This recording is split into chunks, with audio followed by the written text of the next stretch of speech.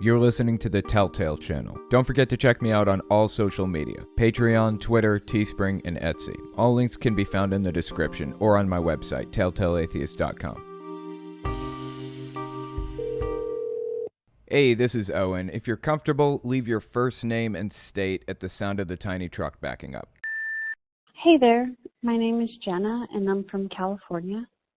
I have a boyfriend. We've been together for 4 years. He was born in Jehovah's Witness, probably left the organization about 10 years ago, and now, because of the current situation with the pandemic, he wants to go back to being a Jehovah's Witness.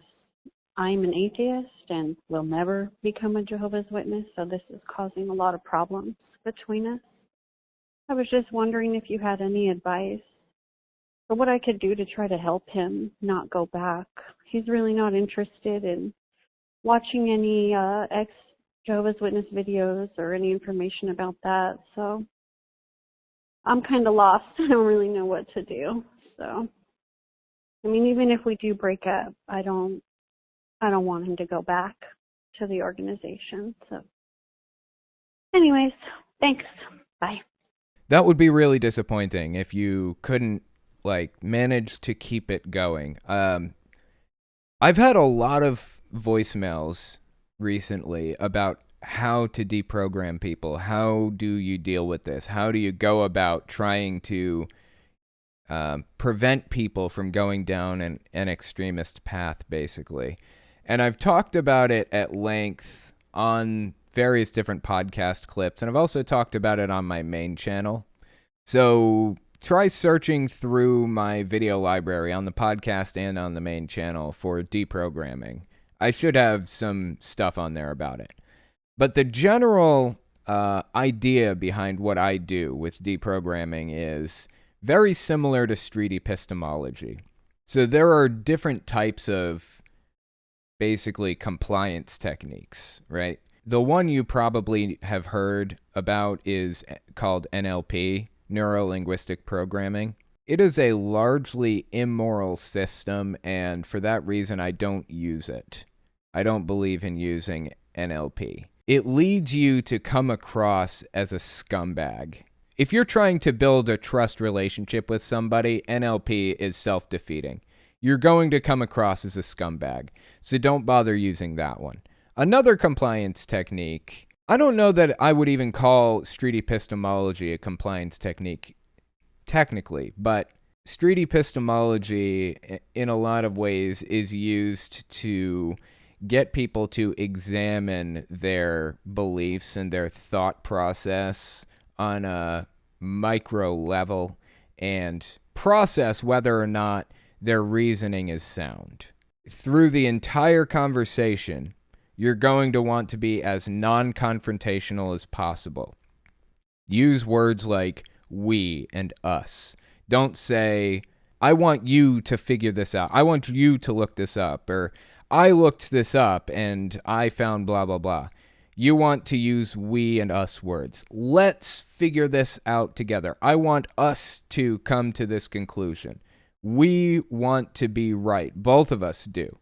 So, if you're correct in this, I want to be correct too.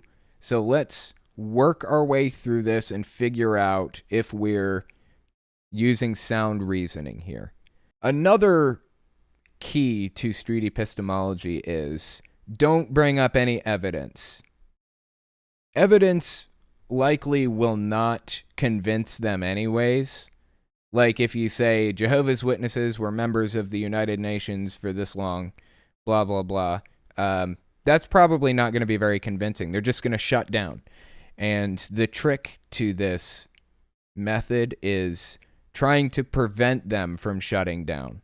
You don't want them to shut down and end the conversation. You want to keep dialogue open. You want them to trust you. And by extension, you're going to have to trust them.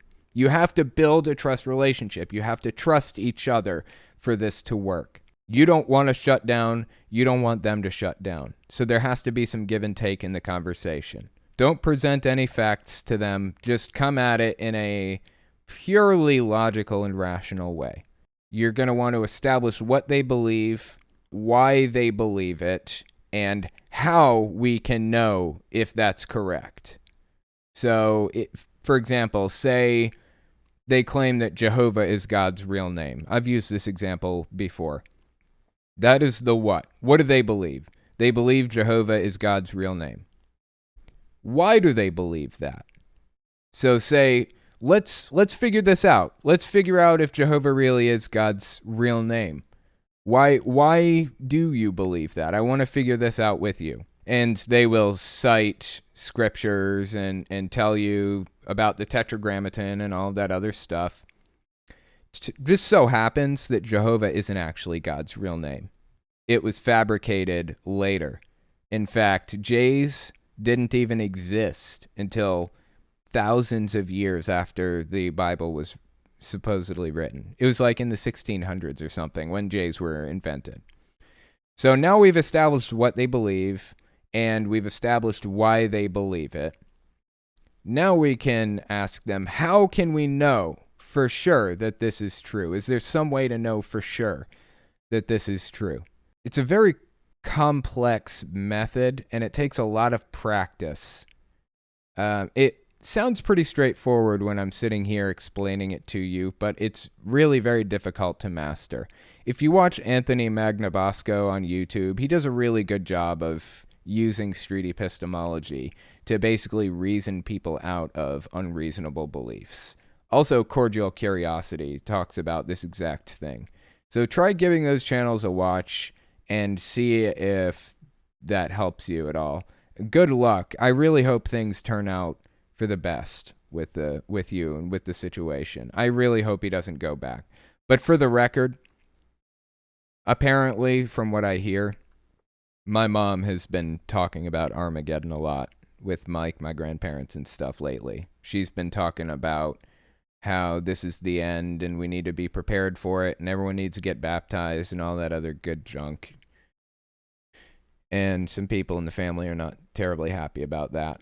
But anyways, like I said, good luck with it. I hope everything turns out well.